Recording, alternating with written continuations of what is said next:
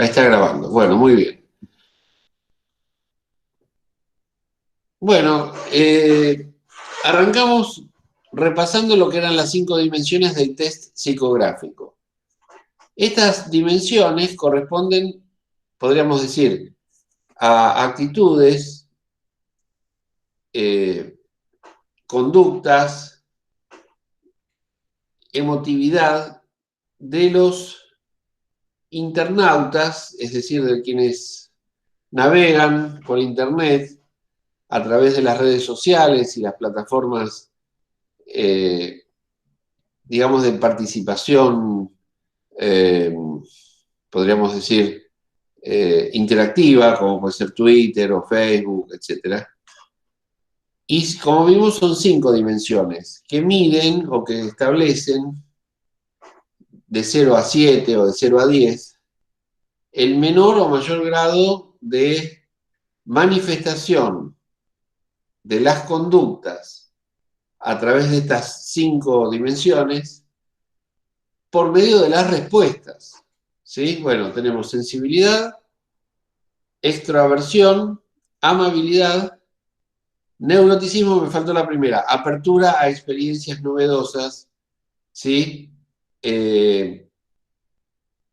Digamos, las siglas en inglés es ocean, o como si fuera océano, porque tienen que ver justamente con la apertura, la sensibilidad, ya estamos traduciendo al español cada una de estas dimensiones y de estas variables. Bueno,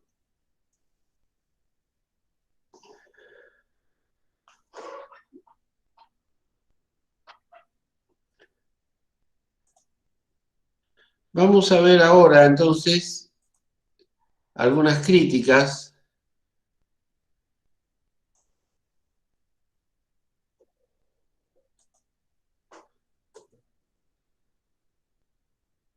Voy a dejar de compartir y vuelvo a compartir dentro de un rato porque si no, no.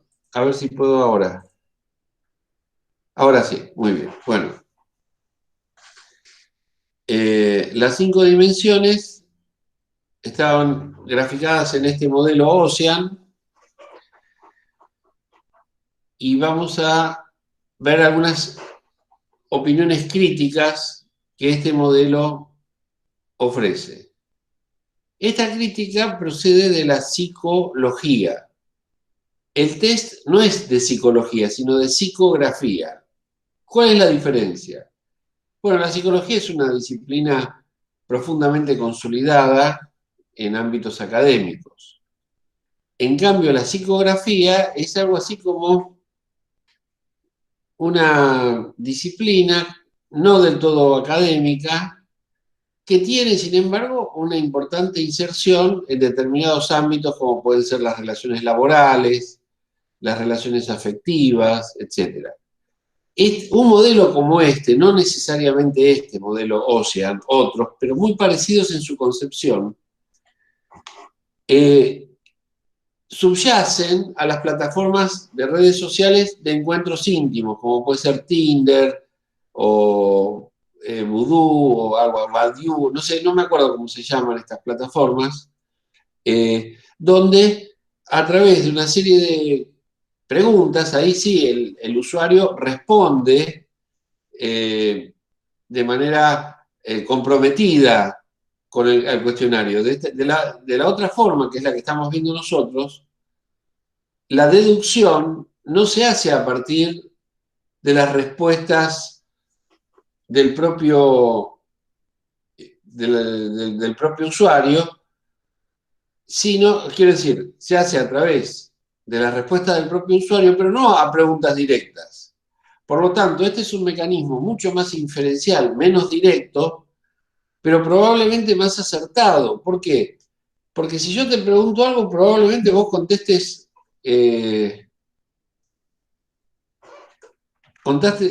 falsamente. ¿Sí? Si yo te pregunto, por ejemplo, no sé, por poner una pregunta así muy escabrosa, eh, ¿a vos qué te parecen los negros? Y probablemente, Hola, profe. hola Luana, ¿cómo estás? Eh, te preguntan, ¿qué te parecen los negros? Y a lo mejor por cuestiones de pudor y de corrección política, decir, no, los negros están todo bien, no soy racista, etc. Pero porque te lo preguntaron. En cambio, el método psicográfico, este que usó Cambridge Analytica, por si no lo recuerdan, les muestro de nuevo quién era este de Cambridge Analytica, este señor, Axel Nix, actualmente sometido a juicio por interferir en procesos electorales de terceros países, no en Gran Bretaña, de donde él es oriundo, sino de Estados Unidos y de Brasil y en Argentina también.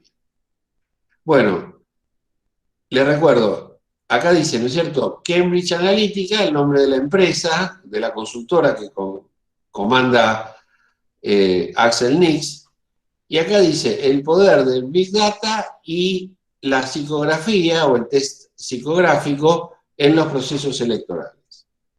Todo esto para recordar lo que vimos la vez pasada, para poder avanzar y entender un poco mejor. Me parece que me pasé acá. Sí, todo esto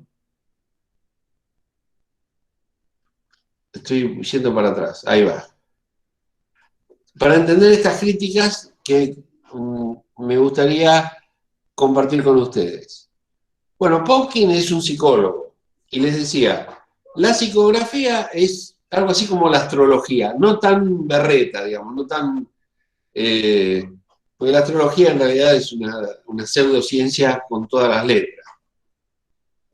Por más que digan que conservan documentos y que no se quede las cartas astrales y todo eso, no está para nada consolidada la idea de que si vos naciste en determinado momento del año o en determinado día de la historia del mundo, tu suerte o tu destino será mayor o menor, o tendrá mayores o menores desgracias. Bueno, entiendo a las personas que buscan el test astrológico como para sentirse más protegidos frente a la incertidumbre. De verdad, la incertidumbre es molesta, es incómoda, no hace bien. Especialmente las personas que tienen muy baja autoestima, porque creen que frente a determinados problemas van a sucumbir. Por otra parte, es cierto que, vamos a suponer, vas en un avión y el avión se cae, evidentemente, por más autoestima que tengas, no vas a sobrevivir, vas a sucumbir. Ahora, la pretensión de predecir la caída de un avión, podríamos decir que es una pretensión absolutamente desmedida. Así como no sabemos qué va a pasar dentro de acá a las 7 de la tarde, ojalá que no nos pase ninguna desgracia.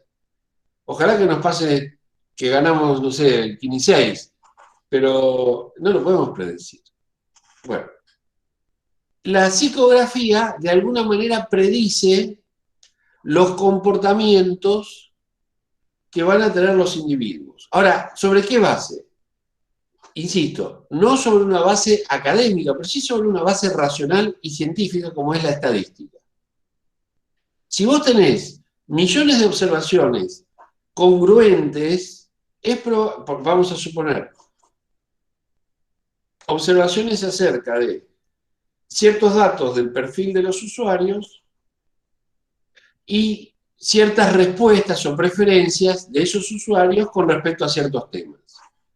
Por ejemplo, personas que son religiosas, que viven en familia, que tienen hijos, que tienen trabajo en blanco, que tienen determinado nivel de ingresos, que tienen determinada edad, ahí tenés un perfil. Bueno, es probable que esas personas no apoyen una ley de despenalización del aborto. Estoy diciendo, digamos, un ejemplo como para que nos entendamos. No es que esto esté probado, porque estos datos son tan valiosos que son secretos. Justamente Axel Nix, que les mostré recién, no puede ser obligado a declarar en su contra, no puede ser obligado a eso. Entonces,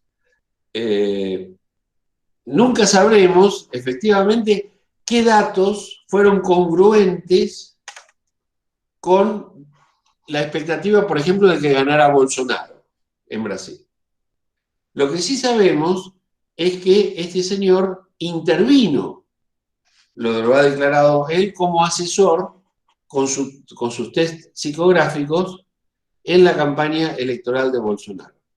¿Cómo fue la historia? La historia fue muy simple.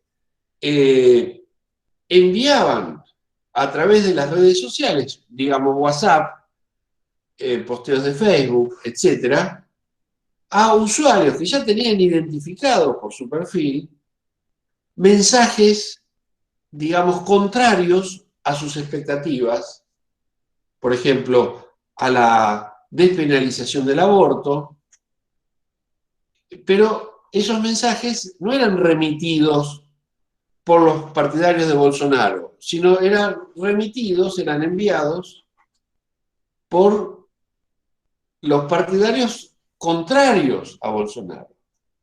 De tal manera que generaban en los usuarios la aversión a votar en contra de Bolsonaro porque esos contrarios a Bolsonaro se identificaban con posturas opuestas a las propias. No sé si lo dije con claridad, pero así funciona el sistema del test psicográfico. Y aparentemente no les fue mal, porque consiguieron, ganaron, en su momento, ganaron muchos votos. Por supuesto que ningún método es absolutamente eficaz, pero sí es importante tener métodos que permitan cambiar el voto a un 5, a un 10% de la población, y con eso vos tenés una diferencia sustantiva. Si vos tenés una elección polarizada, lo lógico sería que el 50% de uno corresponda al 50% del otro. Si a uno le sacás 5%, el otro se va a 10 puntos del 50, porque ya del 50 pasaría a tener 45. Y el que tenía 50 pasaría a tener 55. ¿Se entiende? Es decir, por cada voto que le saco a mi adversario, me llevo dos. Me llevo dos votos yo. O sea, uno mío y uno menos para el otro. Bueno, vamos ahora sí a el análisis de carácter académico del test psicográfico. Dice así, el modelo de 5 factores, el modelo Ocean, resulta ser una teoría atinada acerca de la formación psicológica de la personalidad que debería ser compatible con otras teorías psicológicas importantes. También sería este modelo un adecuado complemento de otras teorías. El modelo Ocean suple su falta de adecuación empírica, porque evidentemente no observa directamente a las personas, sino de manera indirecta, es decir, a través de la deducción. Entonces, no tiene una adecuación empírica comprobada, pero sí tiene el recurso de escalas móviles. El modelo Ocean, recuerden que va de 0 a 7 o de 0 a 10 en cada una de las categorías que hemos visto, que son 5. Suple su falta de adecuación empírica con el recurso de las escalas móviles asociadas con cada una de las 5 variables, lo que hace del modelo una herramienta de cuantificación.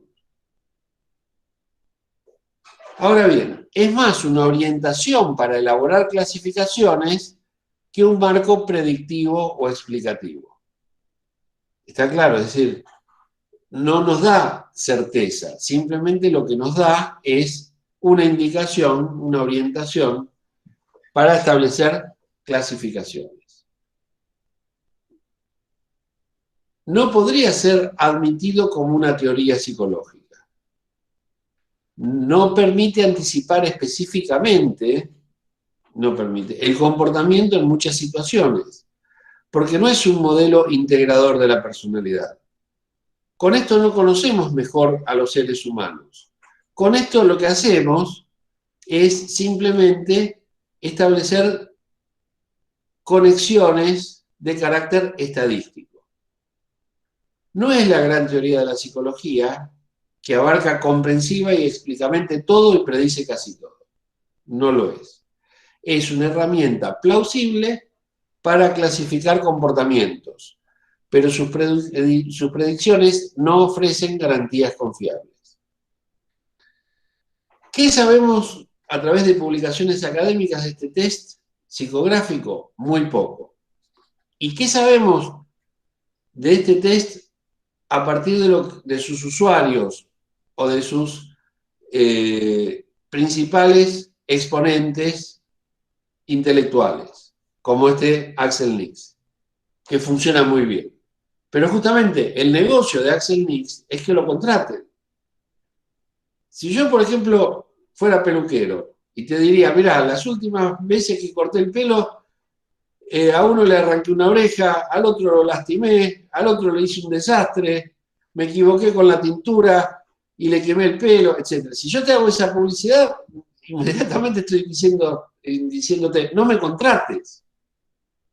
En cambio, Axel Nix dice, sí, porque nosotros estuvimos en Brasil y en Argentina, y ahí había un escenario de paridad, es decir, que había muy pocas posibilidades de predecir quién ganaría o no.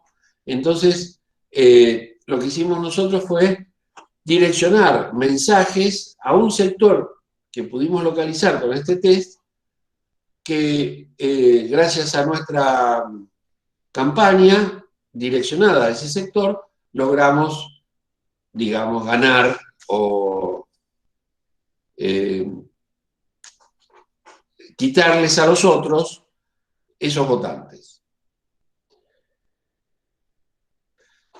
Vamos a ver ahora, dentro de este esquema, a un autor de origen español que escribió un libro muy interesante que se llama Comunicación y Poder. ¿Por qué aparece este autor en este contexto? Porque precisamente lo que dice Castells en el año 2008, les recuerdo que Axel Nix es contemporáneo y su trabajo fue aplicado en las elecciones de 2015 en Argentina y en el 2017 en Brasil. Castells en el año 2008 estableció que ningún polo de poder sería capaz de mantener bajo su control todas las operaciones de programación y conexión de las redes importantes. Pero eso era en el año 2008, cuando la magnitud de los datos que circulaban a través de las redes era realmente muy, muy débil, no era una gran magnitud, era, podríamos decir, el inicio de un proceso que por ese momento se mantenía cercano a las élites, es decir, a las minorías, e incluso a minorías muy calificadas, como podían ser los intelectuales, los empresarios o dirigentes políticos de alto impacto, de alto nivel de exposición. La noción de élite de poder no solo no explica, sino que simplifica distorsivamente el ejercicio del poder en escala global. Porque justamente las redes nos empoderan. ¿Qué quiere decir que nos empoderan?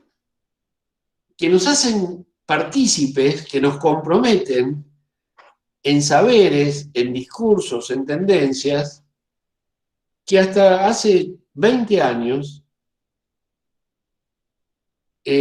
estaban despobladas, porque solamente las podían retener personas con mucha influencia. Hoy cualquier usuario se incorpora a una red, tiene un número importante de seguidores y tiene hasta una especie de relación, no te digo íntima, pero sí una relación personal con esos referentes.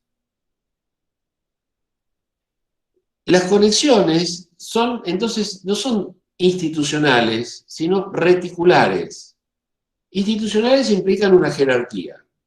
Hay quien está en la cúspide y quienes estamos en la base de la pirámide jerárquica. En cambio, la estructura reticular no es vertical, sino que es horizontal, ¿sí? Y en esa horizontalidad, fíjense, yo lo voy a poner así, las manos las voy a poner como si fueran verticales, pero imagínense la red, ¿no es cierto?, horizontal, donde cada uno de los entramados de la red concentra a millones de personas con nodos, es decir, con centros, con personas que influyen, que ejercen influencia sobre otros miles de millones de personas, pero sin tener una responsabilidad institucional marcada.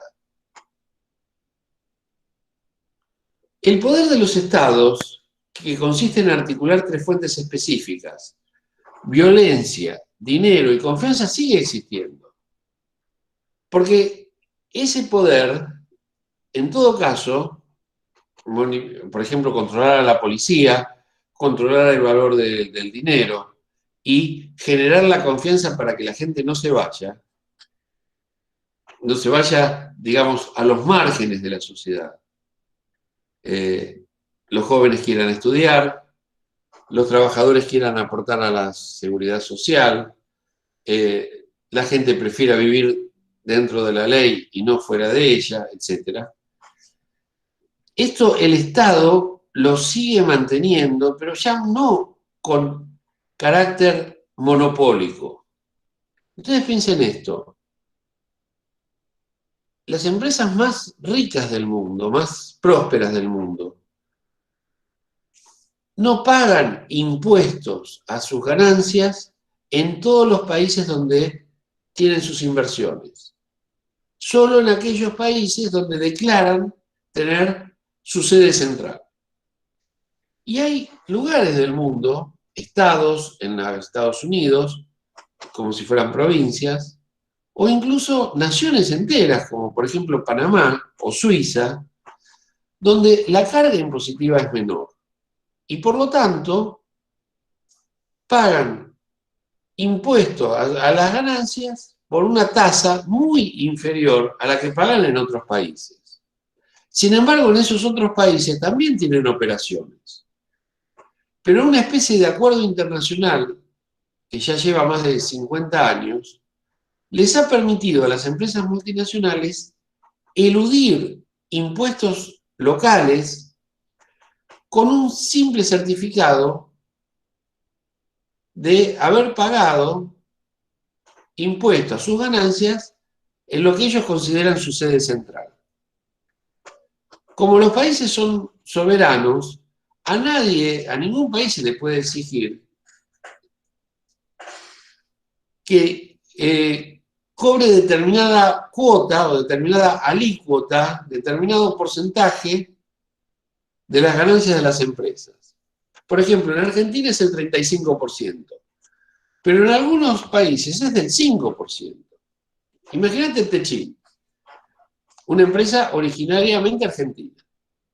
¿Por qué se va a declarar que su sede central esté en Argentina, donde tendría que pagar el 35% de sus ganancias, y no en Suiza o en Luxemburgo, donde paga menos del 7% anual por sus ganancias?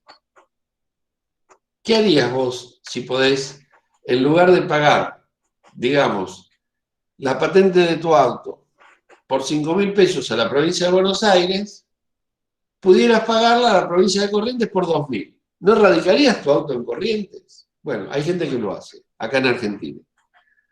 Pero estamos hablando de muy poco dinero, porque la patente de un auto representa un porcentaje menor del valor del auto. En cambio, una ganancia del 35%, es decir, un impuesto que se aplica sobre el 35% de la ganancia o sobre el 5% de la ganancia, señala una diferencia muy grande. Por lo tanto, la concentración monopólica de recursos policiales y militares, manejo del tesoro público y capacidad para modelar las mentes sostenidas en los sistemas de educación y comunicación, inicialmente era exclusiva del Estado. Esa concentración monopólica comienza a dispersarse. Y este es uno de los grandes problemas que tienen las democracias del siglo XXI. Los estados no pueden, así como no pueden cobrar impuestos a las actividades económicas dentro de su propio territorio, con las redes sociales, los estados pierden el monopolio de modelar las mentes. Entonces, a través de las redes sociales, la gente puede estudiar otra historia, otros conflictos políticos. Se puede representar la sociedad y la historia social de una manera muy diferente. Y no hay restricciones para eso.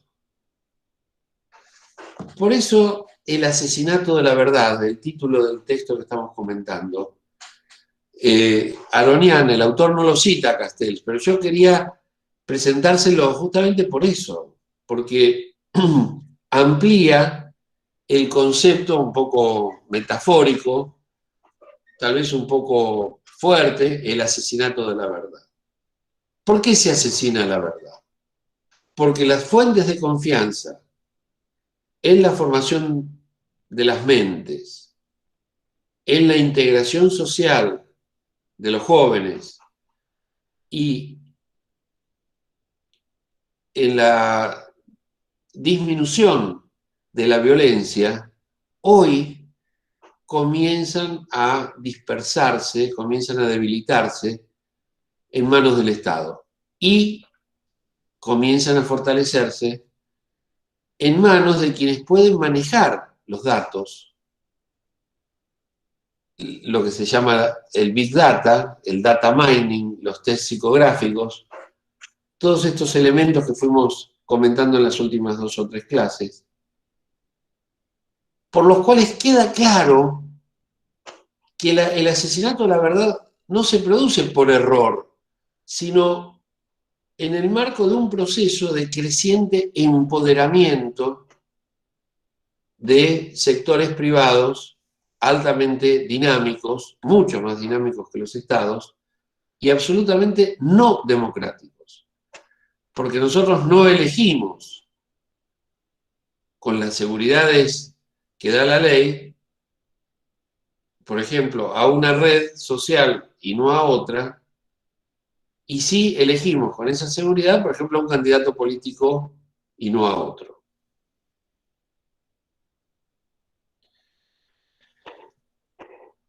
Como para ir cerrando, el recurso de la confianza permite influir en las representaciones y expectativas de la población. El enmarcado de las mentes, es decir, darles a la mente individual cierta noción de límite, de sentido, etcétera, y su integración armónica con los intereses de los que detentan la.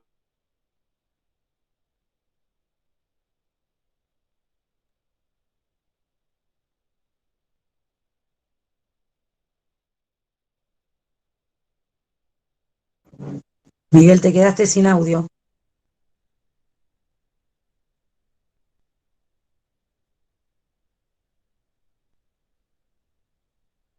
Se le habrá caído el wifi.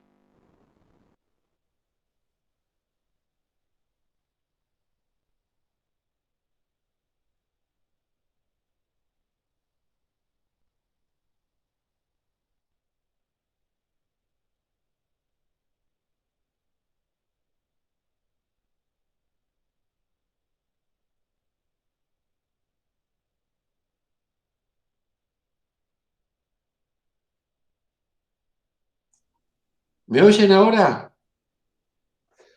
Sí, Ahora sí. sí. No sé qué pasó, como que de repente, porque no perdí la conexión. Los escuchaba a ustedes, pero me salió tardíamente un mensaje de error en la conexión. Así que a lo mejor cayó. Ah, pero no tengo wifi ahora. ¿Me están escuchando? ¿Sí? Sí, Sí. sí, Sí, escuchamos. sí, profe. Porque yo, para asegurarme una buena conexión, estoy con cable acá, no estoy con wifi. Bueno, vuelvo a compartir donde habíamos dejado recién.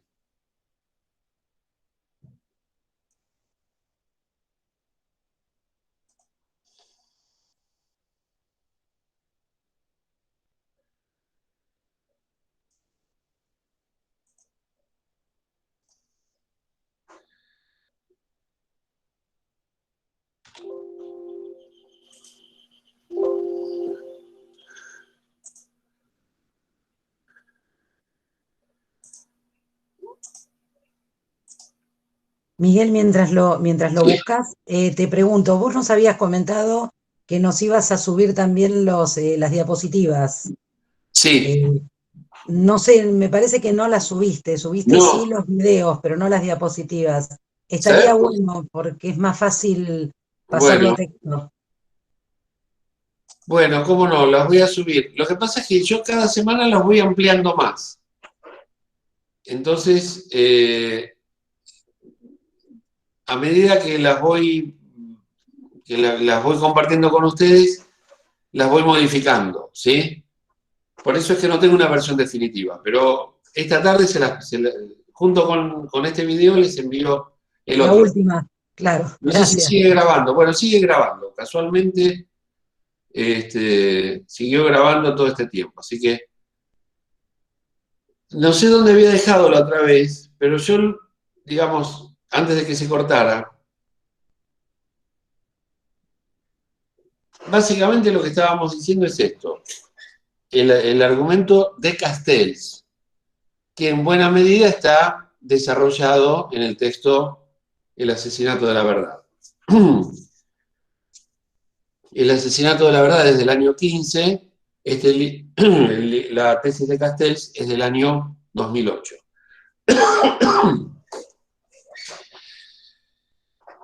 El poder de los estados en los países, en las sociedades modernas, es monopolizar fundamentalmente el control de la violencia, el control del dinero y la confianza hacia el futuro.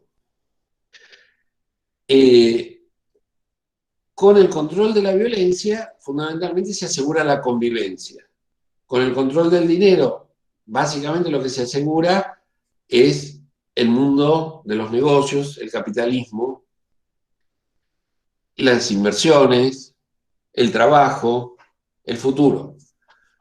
Pero con la confianza, lo que se asegura es todo lo demás. Es decir, generando las expectativas favorables, la gente es invitada a vivir dentro de la ley, a cumplir, a observar las reglas y fundamentalmente a reconocer en las autoridades políticas referentes de conducción, de liderazgo hacia el futuro. Por eso, una sociedad donde la confianza fracasa es una sociedad donde no es posible la convivencia y donde la prosperidad económica es prácticamente inviable. Con las redes sociales, estas funciones monopólicas del Estado se debilitan aún más. Y como se debilitan, lo que vemos es fundamentalmente que aparecen voces, líderes, que concitan confianza, pero que sin embargo no tienen la autoridad monopólica ni sobre la violencia ni sobre el dinero. Con las redes sociales, esta, digamos, pérdida de la autoridad del Estado, lo que trae como consecuencia es el debilitamiento de los lazos sociales.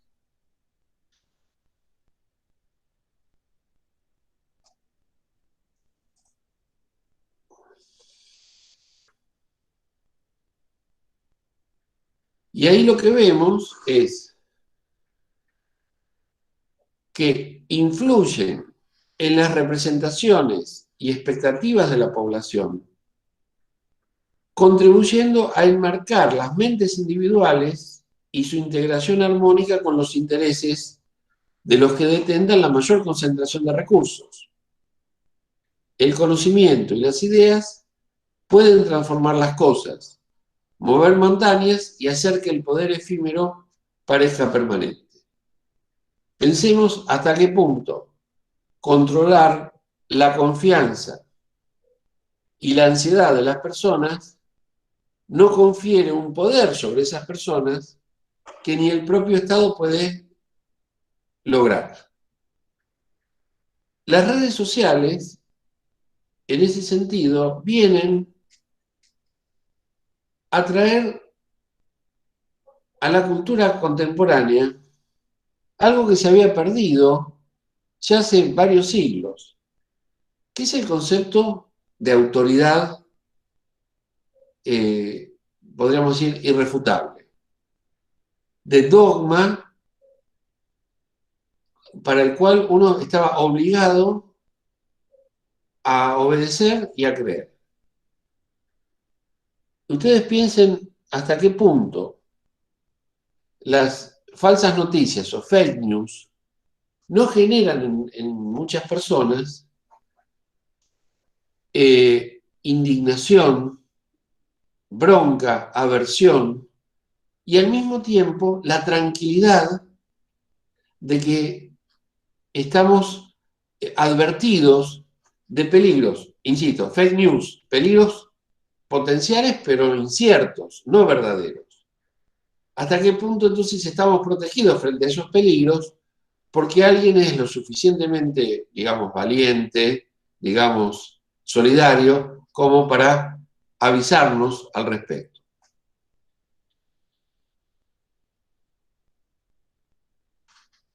Vamos terminando.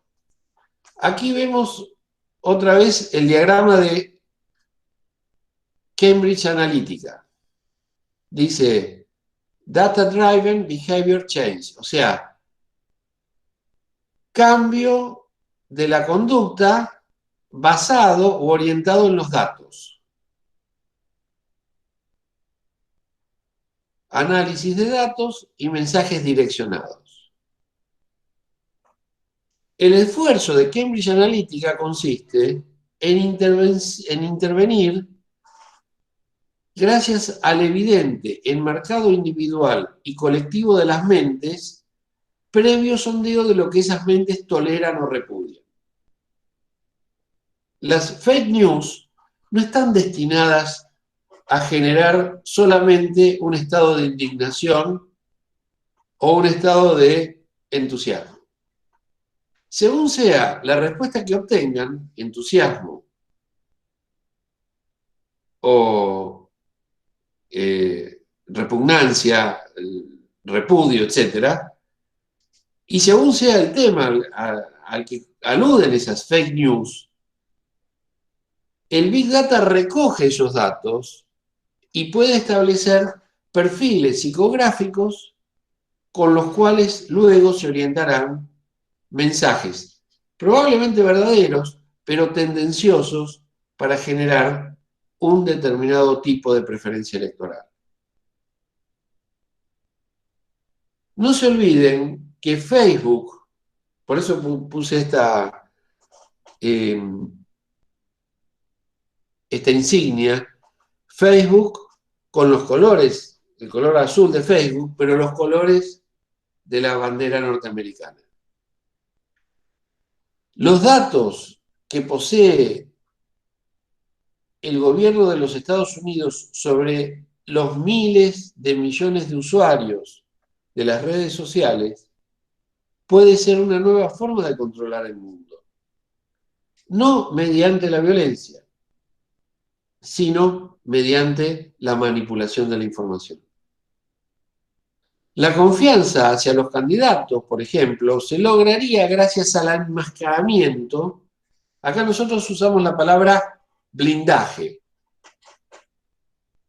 Blindando a un determinado candidato o deformando deliberadamente aspectos de su historia personal, etcétera, que podrían ser rechazados por los electores. Permítanme un ejemplo, nada más, como para ir cerrando. Ustedes no sé si se enteraron que el jefe de gobierno de la Ciudad de Buenos Aires, a mí no me importan las cuestiones personales, pero es un ejemplo que viene a cuento de esto. El jefe de gobierno de la Ciudad de Buenos Aires es un virtual candidato a la presidencia en el año 23. No representa un sector cualquiera de la sociedad. Representa un sector muy claro que es el sector conservador. Sin embargo, este señor evidentemente tuvo una relación, tuvo un desliz, no se cuidó y dejó embarazada a su amante. Y fue padre hace cosa de unos meses. Esta noticia circuló muy restringidamente por los medios que lo blindan. ¿Por qué? Porque el sector conservador tiende a ser un sector intolerante con las relaciones extramatrimoniales y con los hijos fuera del matrimonio legal. Rodríguez Larreta evidentemente tiene una conducta muy parecida a la de cualquier otra persona. Pero en este proceso de endiosamiento se blindan los defectos y las vicisitudes por las que atraviesa el candidato y por eso es que la gran mayoría de la población ni se entera. La legitimidad no se sostendría más que en mensajes condescendientes y demagógicos.